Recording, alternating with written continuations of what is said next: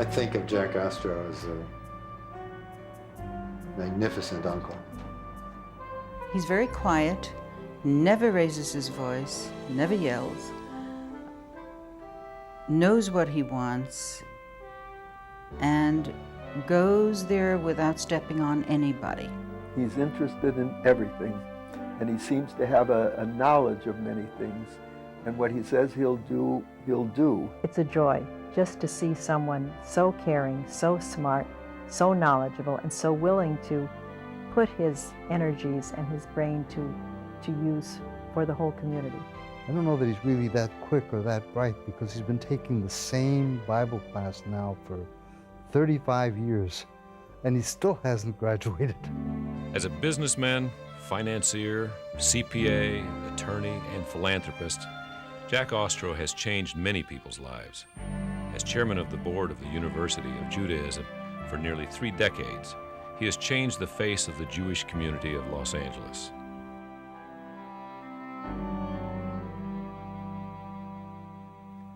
Jack Ostrow's story really begins in the last century near Kiev in Ukraine, where both Jack's parents were born. Meyer Ostrovsky and Rose Isaacson each came to America around 1910. They met and married in Brooklyn in 1920. Their first son, Jack, was born in 1921, followed by brother Joe and sister Bee. The family moved from Brooklyn to the Fairfax area of Los Angeles in 1936. Jack's parents were admired by many and were a great influence on their children. My father was known to be a very stubborn man, and opinionated in many ways, but had a very broad cultural and social view of life, and very strongly Jewish and Israel-oriented. Jack's mother was an equally important influence on him. She was special, not only to her children, to the community and to her family, friends, the ones that my father wouldn't talk to. We were surrounded by artists who would always come into our home, Yiddish artists. Maurice Schwartz and Bessie Tomaszewski were at the house. They were great actors. The great writer, Peretir Spain, and his wife, Esther Shumyacher, the famous Jewish poetess, would be at our house. They'd have recitals in Yiddish. My parents were very interested in the labor Zionist movement. Certainly in Jewish education. My parents helped found the Institute of Jewish Education, which still exists. Jack was a responsible young man, helping at his father's clothing factory at an early age. When my brother was going to be bar mitzvah, we were already here, and the family decided that they would go back to Brooklyn for his bar mitzvah. And I was then between 17 and 18 years of age, but they left the business to me alone for about a month to help run, expand, settle prices with the union people, with the jobbers, help the cutters, enlarge the factory, did all of the things that one does. From the beginning, there was no question in Jack's mind where he was heading. I always wanted to be an accountant, partially because I always felt comfortable I could make a living with that background, remembering that I came out of the Depression years. Jack graduated from UCLA in 1942.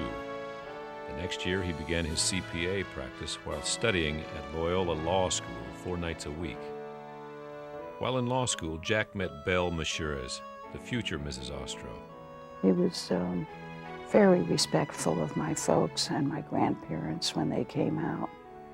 And he was just a mensch from the word go. In 1947, Jack finished law school and married Belle. She has shared my commitments to everything I've done in Jewish life, and given me the both support and freedom to do the things that I would want to. So by taking care of the home and family when I was too busy to do otherwise. It was also around this time that Jack began one of his longest business and personal associations.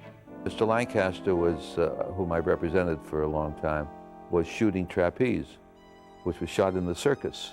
And Chagall was then doing part of his circus series. And he was actually sketching the scene.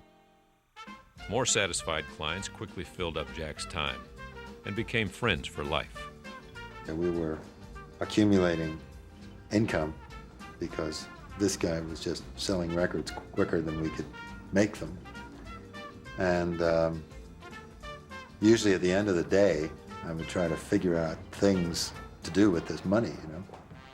And I'd be talking to Herb on the road or something, and finally Herbie says, "What, you know, what do you know about this? What do we know about this? Let's get this person that can really help us here."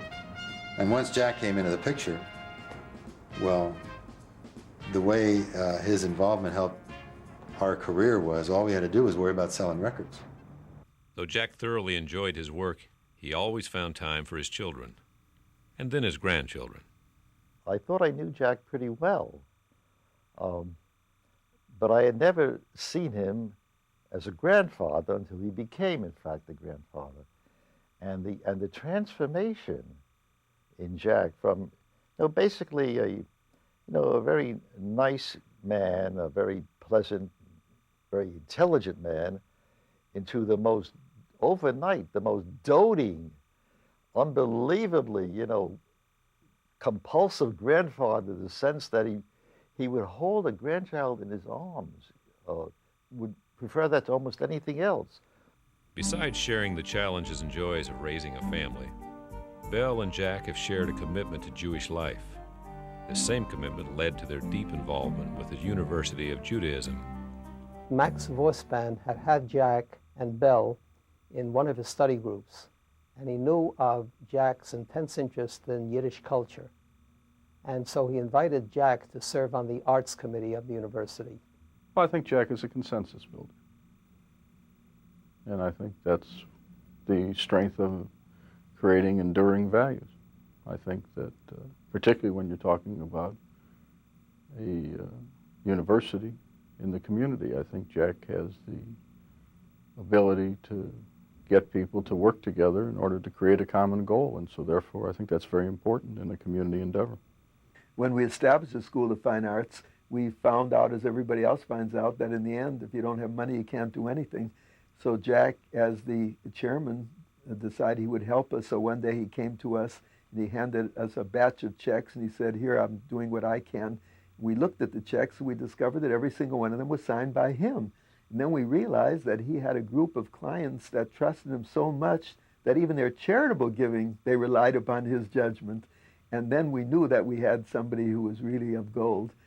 The university was so impressed with Jack's work, they asked him to become the chairman of the board. He was installed in 1966. This same year, officials at the university began to admit that they had outgrown the location on Sunset. They were invited to purchase 50 acres on remote Mulholland Highway in partnership with the Stephen Weiss Temple. There was no housing up here. There was no Cassiano Road up here. There was nothing up here. And some of our board people looking at the place said, "You're crazy, you can't build here, nobody will come here." But Jack understood. He believed in the project, believed in it very passionately, and he was really a rock. And it is the house that Jack built, because without him, this could never have become a reality. In all of this institutional work, had to do with curricula, buildings, maintenance. Jack never lost sight of the fact that what all this is about people. He really cared very passionately about what it was we were doing. He was as much a student of the university as he was the chairman of the board. Every Friday, he would attend David Lieber's Bible class. Everything that happened here was of interest to him. He decided that the most important thing at the university is the library, that the library is what will keep the university head and shoulders above all other Jewish institutions in the West.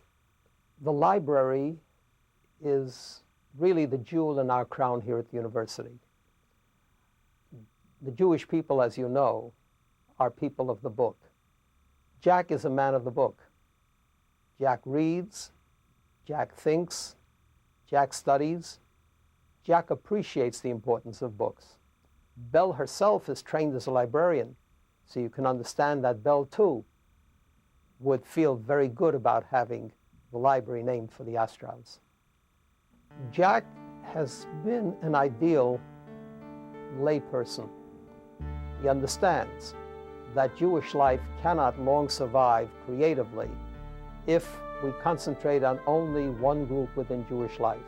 That has led him to his involvement not only with Zionism, but with the Federation, with the synagogue, with every cause that he believes will further the life of the total Jewish community.